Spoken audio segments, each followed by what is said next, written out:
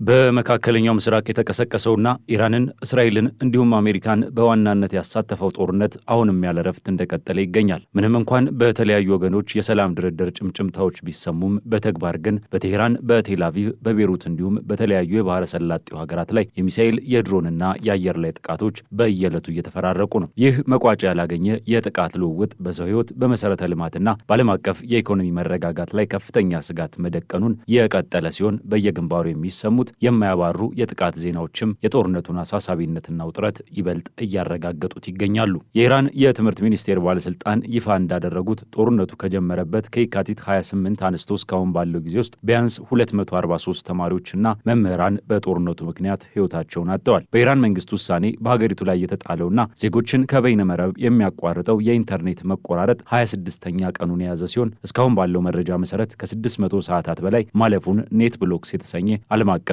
የኢንተርኔት ተቆጣጣሪ ቡድን ባወጣው ሪፖርት አስታውቋል። ወደ ወታደራዊ ግጭት ስንመጣ የእስራኤል መከላከያ ሰራዊት በኢራን ዋና ከተማ ቴህራን ውስጥ የረዥም ርቀት የባህር ላይ ክሩዝ ሚሳይሎችን ለማምረትና ለማልማት በሚያገለግሉ ሁለት ቁልፍ ቦታዎች ላይ ጥቃት መፈጸሙን አስታውቋል። የእስራኤል መከላከያ ሰራዊት በማህበራዊ ትስስር ገጹ ላይ ባወጣው መልእክት እንዳስታወቀው ከቅርብ ቀናት ወዲህ በተፈጸሙት በእነዚህ ከፍተኛ ጥቃቶች ምክንያት በስፍራዎቹ ላይ እጅግ ሰፊ የሆነ ውድመት የደረሰ ሲሆን እነዚህ ይመረታሉ የተባሉት ሚሳይሎችም በባህርም ሆነ በየብስ ላይ ያሉ ኢላማዎችን በፍጥነት የማውደም ከፍተኛ አቅም የነበራቸው መሆናቸውን አብራርተዋል። በተጨማሪም እነዚህ ጥቃቶች በኢራን አገዛዝ የወታደራዊ ምርት መሰረተ ልማት ላይ የደረሰውን ጉዳት ይበልጥ ለማስፋት የተወሰደ ተጨማሪ እርምጃ ነው ሲል ሰራዊቱ አክሎ ገልጿል። ከዚህም ባሻገር የእስራኤል መከላከያ ሰራዊት በመላው የኢራን ዋና ከተማ ቴህራን የኢራን የሽብር አገዛዝ ብሎ በጠራቸው መሰረተ ልማቶች ላይ አዲስ የጥቃት ማዕበል መጀመሩን አረጋግጧል። ቢቢሲ በቴህራን ከተማ ውስጥ ከሚገኙ ምንጮች ባገኘው መረጃ መሰረት በምስራቅ፣ በሰሜንና በማዕከላዊ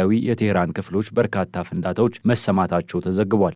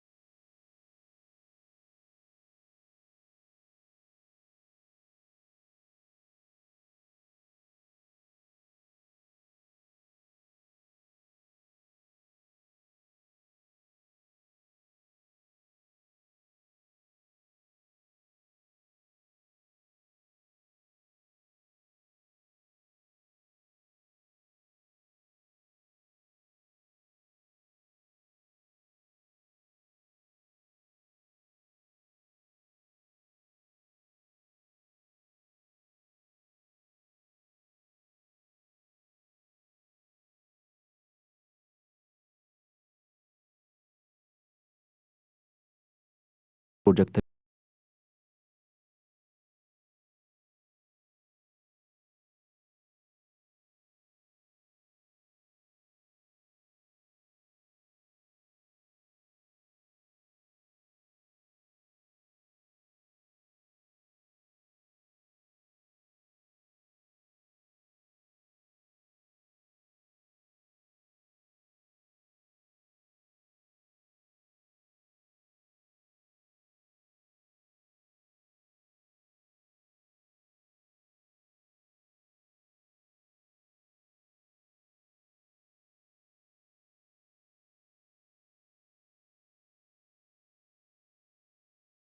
ካና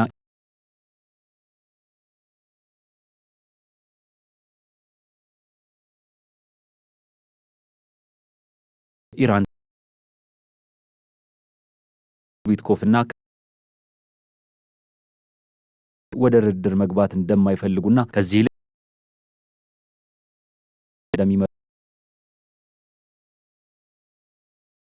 ጠቅሶ ዘግቧል። የአሜሪካ ሴኔት ሪፐብሊካን ወስዱት ኮንግረሱን ጋሚ ውድቅ አድርገውታል። ሴኔቱ ፈረንሳይ ጋር በስልክ መነጋገራቸውንና ኢራን በባህረ ሰላጤው ማቅረባ ሆርሙዝ ስትሬት የባህር ጉዞ ነጻነትን ወደ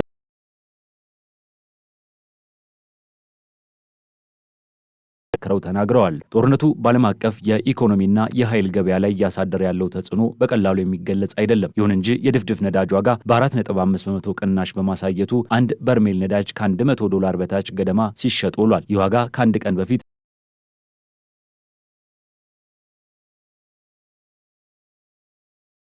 ቅናሽ ወደ 6 በመቶ ገደማ ወርዶ ዋጋም ቀንሶ በ89